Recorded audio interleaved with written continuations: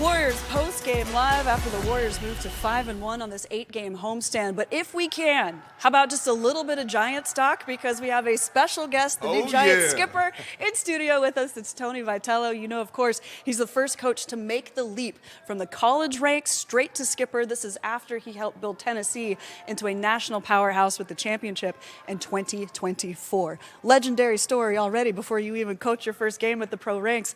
How do you want to endear yourself to a new set of players who might be wondering what you're about? You know, I think just to be able to spend time with them, and I wasn't the only one here. There was 5 players up in the suite. We were all hanging out. That was post-Fan Fest that we did in San Jose today. Huge turnout. I heard we doubled the amount of people that came out last year for the Fan Fest. So it's just like any successful locker room you guys have been a part of. Relationships are key. Relationships take time. So working on that. First thing we had to do was build a staff.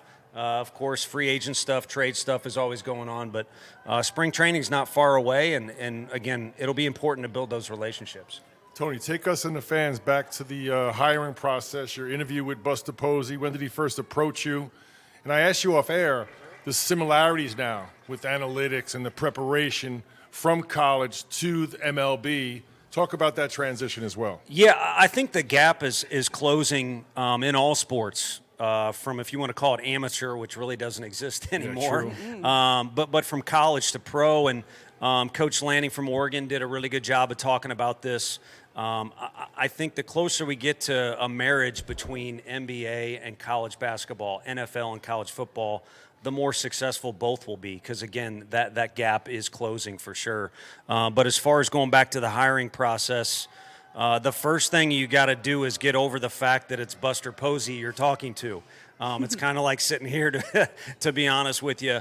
But as the talks got real, it just became a matter of it's a challenge in front of you, because I was in such a great place at University of Tennessee. Was able to see Grant Williams play tonight for the Hornets. You know, Coach Barnes is a stud. There was many other reasons why Tennessee's a great place, but the challenge is there. And call me the guinea pig if you want, I guess, because it is a little bit of outside-the-box thinking. But Buster Posey and the other people with the Giants are find a way to be great.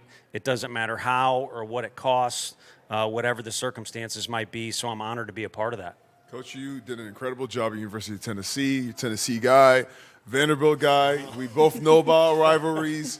The Giants fans want to know, what do you plan on doing with those Los Angeles Dodgers? Well, I think the first thing that we plan on doing is making sure our spring training is a successful one. Last year, there's a lot of compliments last year's team.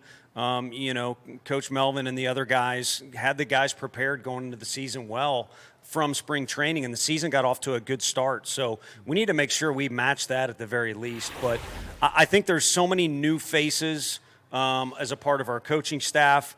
And then a lot of players, like Bryce Eldridge was here at the game today. He's a rookie, a player from last year that so many people are excited about. We've kind of got our own problems to sort out before we start tackling other people's problems. But there are some people in Major League Baseball that they seem to have a spending problem. They got a lot of money. But, you know, at the end of the day, when the game starts, they've got bats, gloves, balls, same for us. We'll look forward to hooking it up with whoever it might be in the spring.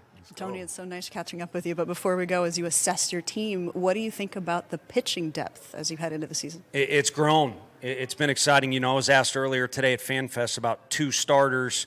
And, you know, it's my first go-around, but I'm not too excited about labeling somebody something unless they're unquestionably, you know, our third baseman, which in our case we have that.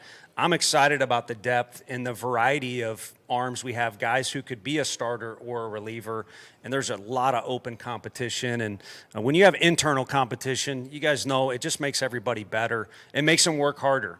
And I'm probably over my time talking, but my number one takeaway from tonight, I texted about 4 of my buddies. Steph Curry in pregame looked like a walk-on that was trying to make the team, and just impressive. It makes sense why he's been as successful as he has. I enjoyed watching that. Attention to details. Yeah, no question. Coach, welcome to the Bay. If you need places to go eat, yes, and you're on Instagram, you got to go to Festus Feasts on Instagram. We'll give you all the best local places to go chow while you're here in town. I'm okay? down with that. I might hit everybody else up, though. I don't know if a Vandy guy's trying to food. Oh, no! go. something gets dropped in there or whatever.